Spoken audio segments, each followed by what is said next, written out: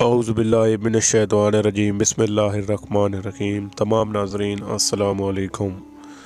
ناظرین، آج کا واقعہ ہے مغفرت خداوندی کا ایک عجیب واقعہ۔ حضرت ابو ہریرہ رضی اللہ تعالی عنہ فرماتے ہیں کہ رسول اللہ صلی اللہ علیہ وآلہ وسلم نے فرمایا کہ ایک آدمی تھا، وہ کہیں چلا جا رہا تھا۔ راستے میں اس کو سخت پیاس لگی۔ وہ کنویں میں اترا اور کنویں کا پانی پیا۔ جب باہر نکلا تو دیکھا کہ ایک کتا پیاس کی شدت کی وجہ سے زبان باہر نکالے ہوئے ہے اور پیاس کی وجہ سے مٹی کھا رہا ہے۔ اس نے دل میں کہا کہ اس کو بھی میری طرح سخت پیاس لگی ہوئی ہے۔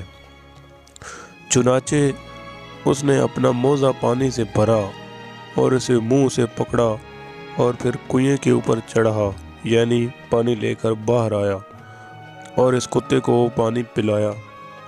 اللہ تعالیٰ نے اس کا یہ عمل قبول کیا اور اس کی بخشش فرما دی۔ صحابہ رضی اللہ تعالیٰ عنہ نے عرض کیا، یا رسول اللہ صلی اللہ علیہ وآلہ وسلم، کیا جانوروں کے ساتھ سلوک کرنے میں بھی ہمیں اجر ملے گا؟ آپ صلی اللہ علیہ وآلہ وسلم نے فرمایا کہ ہاں، ہر تر جگر والے جاندار کے ساتھ سلوک کرنے میں اجر ہے۔ اس حدیث کے فوائد یہ ہیں کہ جو جانور قابل رحم ہو اور جس کا قتل جائز نہ ہو، اس کے ساتھ اچھا سلوک کرنا چاہیے۔ اگر جان کا خطرہ نہ ہو تو زیادہ راہ کے بغیر بھی سفر کرنا جائز ہے، خواہ سفر کرنے والا تنہا ہو۔